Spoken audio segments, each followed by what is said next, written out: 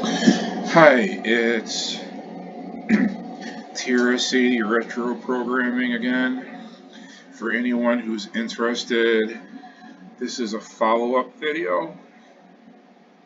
So, we still have our workshop up here, uh, except I've removed the get and put box outlines, so I can use the sprites down here without boxes. And I've also changed the color of my character back to the original orange. That this looks a lot better than white. And I've made his weapon magenta. So I'm utilizing all the colors in set 1. We have cayenne for the background.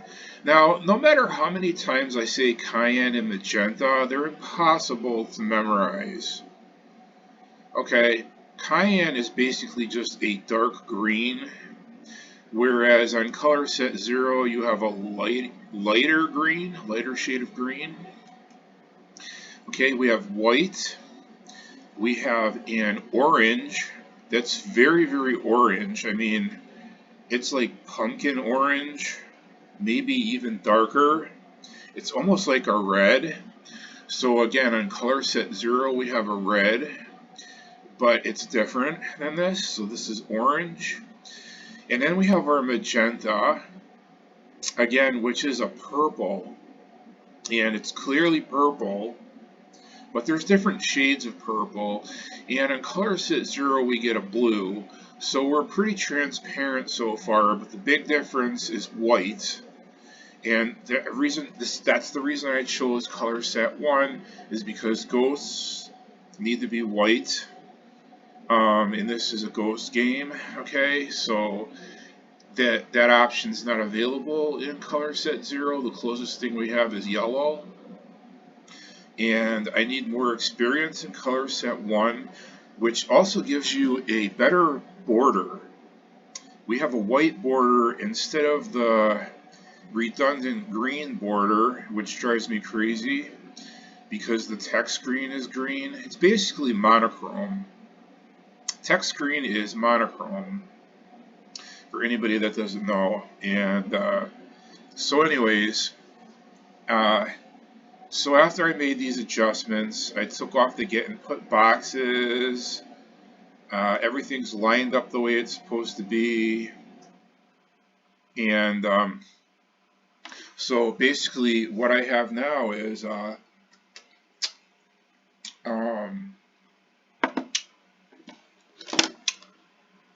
right.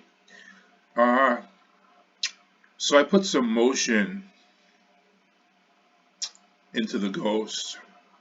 So when I start moving, either forward or backward, or if I try to attack, the ghost is going to advance.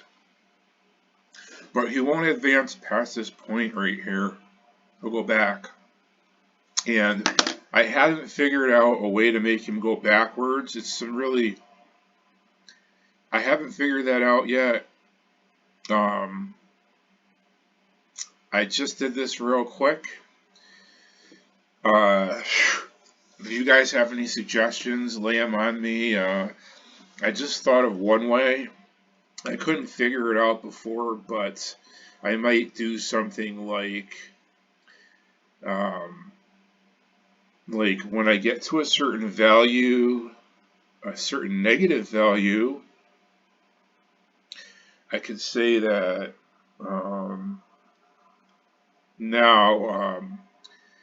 now z equals 1, and we could go through a routine where if z equals 1, then we start going back the other way.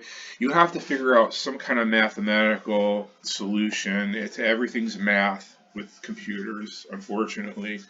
But thankfully I'm pretty good in math, but I'm not a whiz. I'm not a math expert.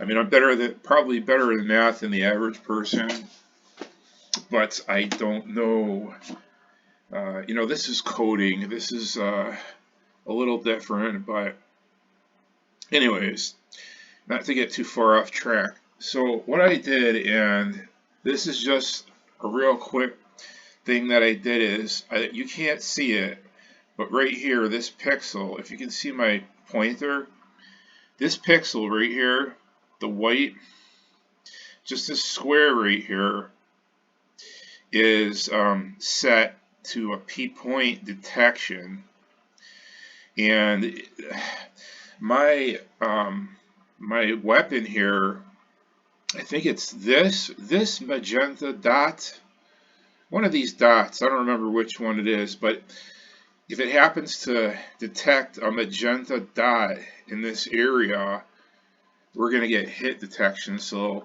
I have to hit them right in the right spot, and I'll get a sound right there. That means I hit them. Okay, that's all I have so far. But what I plan on doing is I'm going to have to extend this weapon somehow so that there's a continuous straight line of magenta, and I'm going to have to make it so that it lines up here so we get full coverage. So I don't have to find that spot because it's too hard to find right now. Like, see, I didn't even get it that time. I didn't get it that time either. So if I do it that way, it's very hard to find that spot, and if the ghost touches me, I'm dead. I mean, right now I'm not because I haven't programmed it in, but that's the whole point of this. You want to try to beat the ghost first, but see, I'm not hitting. It's way too hard to find that spot. Some programmers would leave it this way because right there, because I played video games where it's just ridiculously hard, and some of these games are impossible because the programmer makes it too hard. So I don't want to make it too easy either.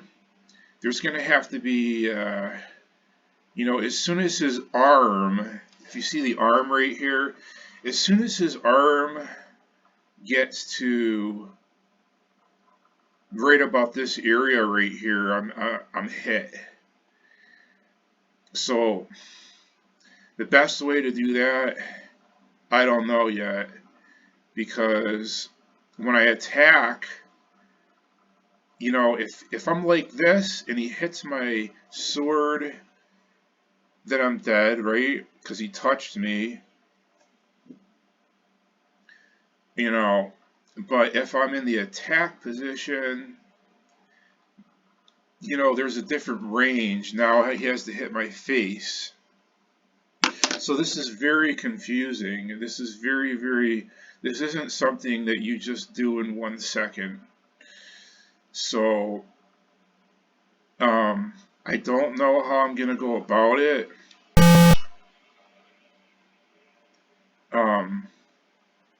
It's possible that when I go like that, if I miss, you know, I might have to allow the touch of the sword, but not the touch of the face because the face never moves. So I might allow for the touch of the sword. I mean, I don't know. I've never done this type of thing before. All my games have either been like card games. I've never done any action games. This is as close to an action game as I've come. I've done, you know, I've done King's Quest style games, but this is a little different. You know, it's a different skill set. So I just wanted to share this with you and how much is actually involved. You know, right now it's just rigged so that if I try to attack, he moves. If I back up, he still moves toward me. If I go toward him, he still moves. So once I get to the point of no return, like right here, he's going to catch me. Like no matter if I move forward or backwards. If I get to like right here, even though I'm moving backward, I don't know. Let's see how close I can get. If I get this close and I try to back up, Actually, I can still get out of the way. So I can still escape him. So I'm alright there. But if I start slashing like this, and then I try to back up, no, I can still get away. Huh. If I hit him though, yeah, I could still get away. So guys, I don't know. But if I miss, like this, I'm dead. And I can't get away. So, you know, I could leave that spot right there and make it difficult. I mean, it's not, the thing about video games is you have to learn how to play the game. All games are like this. It's not like instantly you're good at it. You have to practice. So I might just leave it like that. I could. But as far as hit detection for when he hits me, um, I could do a PPOINT on the and on the character, or I could make a difference of space. I could do it that way too. I could say if the space is smaller than X, then it knows that the ghost got too close or I missed. Like I could miss, if I miss again, like right there, if the space between here and here is 0 or whatever, I could do it that way instead of doing the PPOINT thing on myself, on my character. But right now, I don't know. That seems like it might be a better avenue than trying to make it too complicated. But you do have to, like, I can't even, I made, it's hard to hit that spot. You have to, I know, and the other thing is, I have to make him, excuse me, I'm like eating a popsicle and it's melting all over the place here. Um, so the other thing is, he's not in motion right now. I have to make him in continuous motion, back and forth, um, without me moving. So it's going to have to do a check. It's not doing that check right now. That's why he only moves if I move. But he's going to move if I move, and he's going to move if I'm not moving. So I just need to fix. I'm getting popsicle juice everywhere. I'll be right back.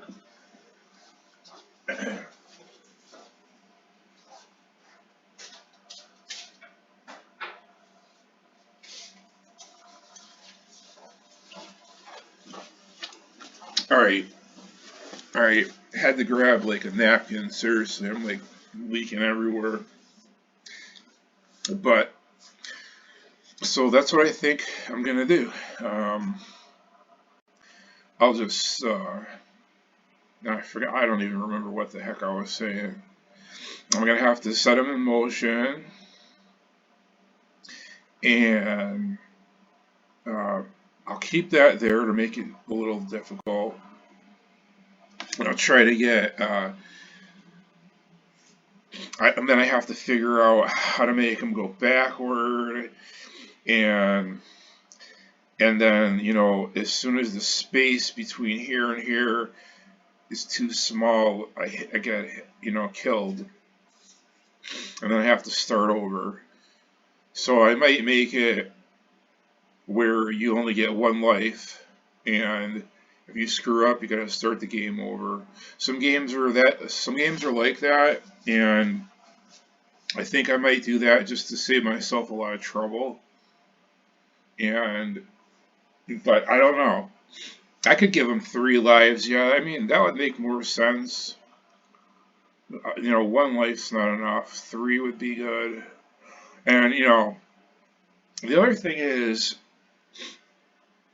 um, I think I'll leave it like this, but the next screen is going to be a graveyard, and I don't know what kind of action is going to happen over there, and I'm going to get rid of this here, and put a title screen up here. So I think the next thing I'll work on is the title screen, and then I'll worry about this other stuff later, because this has just been all the hardest part, and I want to get away from all this math stuff. So I have a title screen. I already have some of it, so I just have to translate it to P mode 1. And I'm just going to have a title up here like I did with Tales of Suburbia, and you won't see this. And I might put some clouds in the sky up here, and maybe a moon, because this is nighttime supposedly, so like each screen will be different, like Tales of Suburbia. So, um, that's all I, excuse me, that's all I have today for you guys. Um, so, you're welcome to leave comments, and that's really all I have to say. So, take care and have a nice day. Bye.